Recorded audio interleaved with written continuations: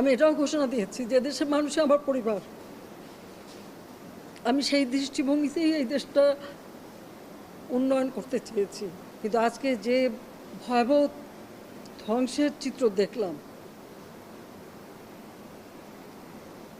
এটা বিশ্বাস হতে চায় না যে এদেশের মানুষেরা করতে পারে।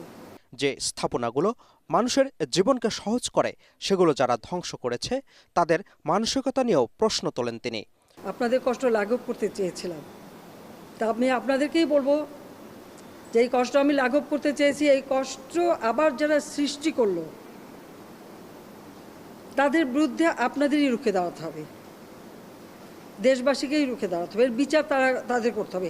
আমি তাদের কাছেই বিচার চাই, কারণ আমাদের প্রত্যেকে এই যে মন্ত্রণালয়ের যারা এবং এই মেট্রো রেল নির্মাণ কার্যের সাথে যারা জড়িত তাদের আজকে চোখের পানি পড়ছে।